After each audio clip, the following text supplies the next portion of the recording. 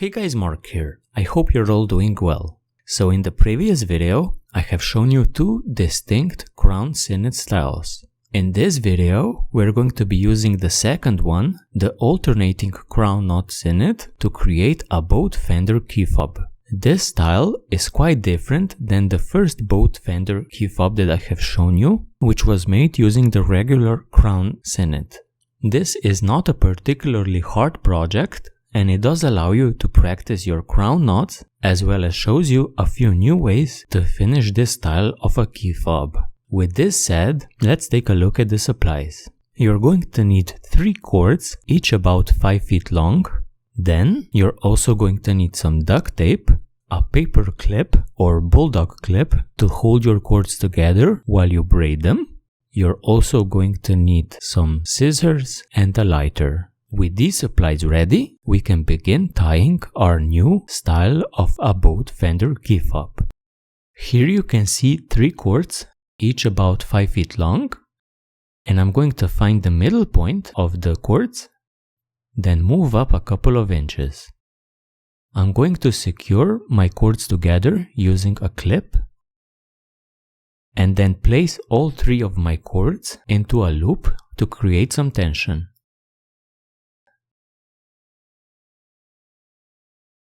I'm then going to braid these 3 cords using the 3-strand flat braid.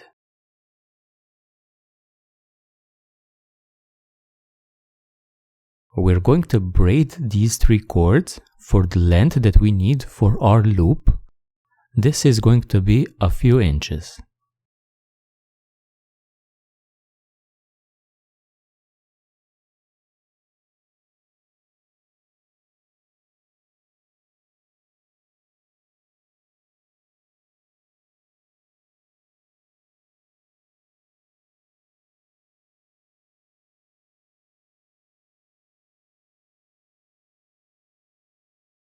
After you have braided the length sufficient for your loop, we can remove our cords from the loop.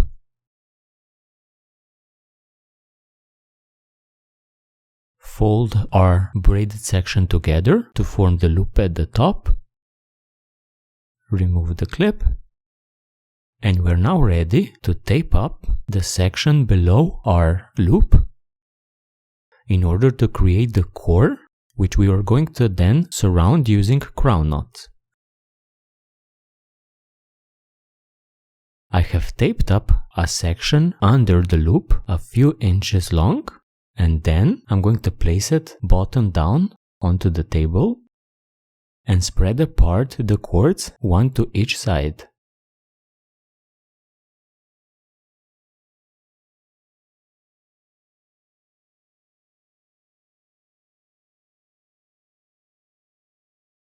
As you can see, I have placed cords of a same color on the opposite ends to create a nice effect.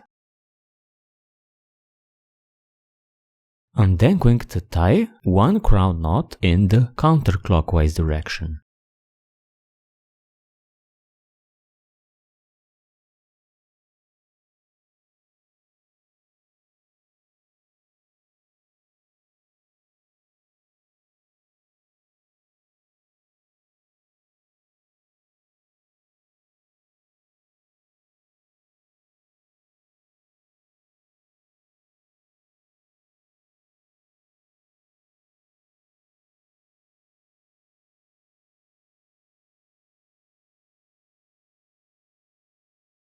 After tying the knot, we're going to tighten it up.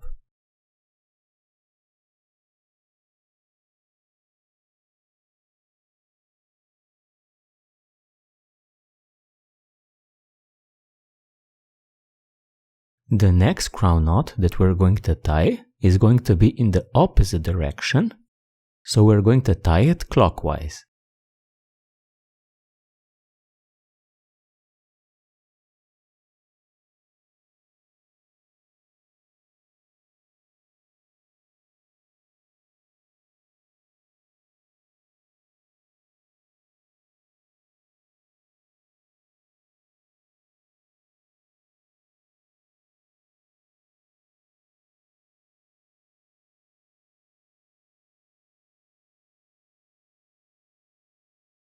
After tying the knot, we're again going to tighten it up.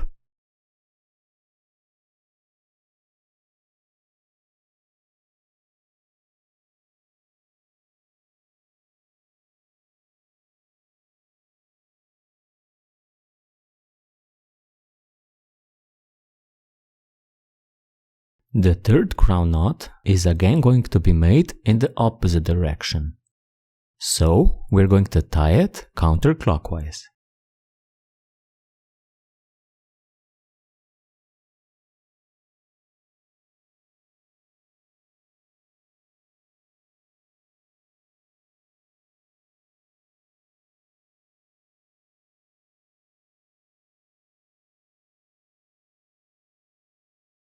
After tying the knot, again tighten it up.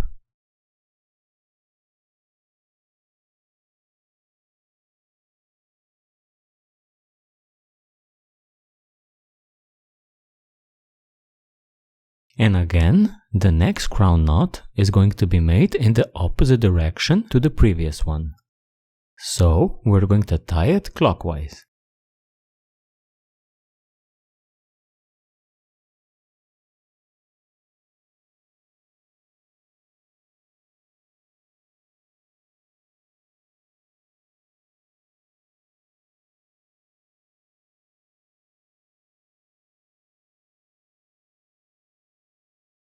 Again, tighten up the knot after you have tied it.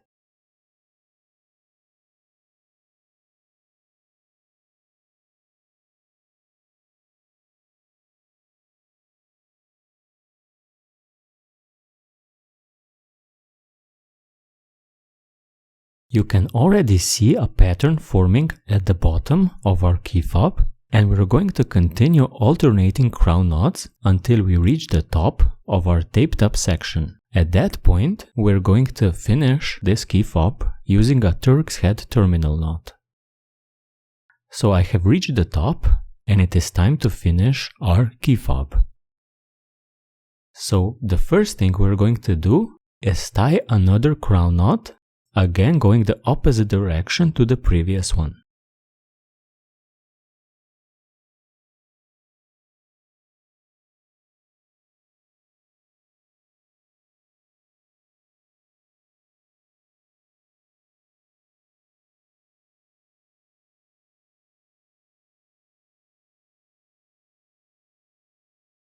After tying the knot, we're going to slightly tighten it up.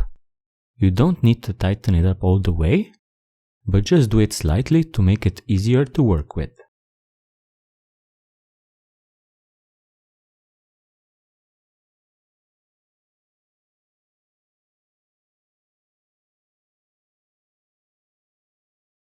We're now going to turn this crown knot into a Turk's head terminal knot. This is done by taking one of the cords and then placing it under the cord to our left. Like this.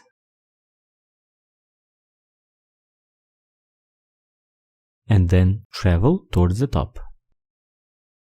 Take your next cord on the left, which we just went under, and again go under the cord to your left, then travel up. Take the cord that you just went under, and again travel under the cord to your left and up. And again take the cord that you just went under and go under the cord to your left. And again under the cord to your left.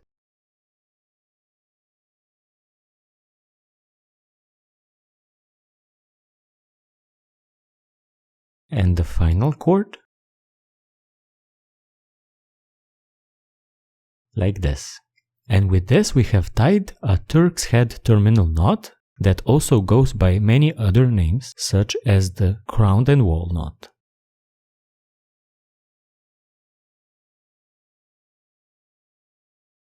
You can see this is a nice finish at the top, and you can now cut and melt the ends.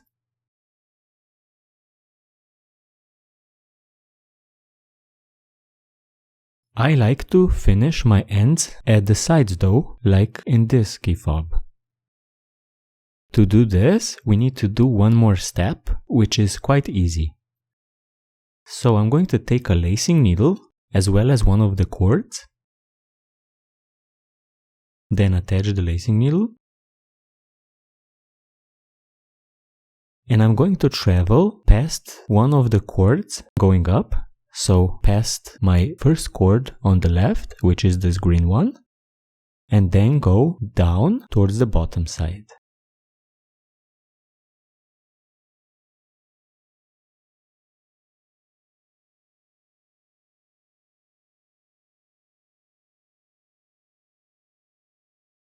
I'm going to take my next cord on the left and do the exact same thing. So pass the next cord, which is going to be the red one, and then down at the next cord. Continue this with all of the cords and you can finish the ends at the sides of the key fob. After you have worked in all of the cords, this is how your key fob will look like. All you need to do now is cut the ends and you have done your key fob. You can see that it does have quite an attractive pattern. So guys, I hope you enjoyed this tutorial. Thank you for joining me and see you next time.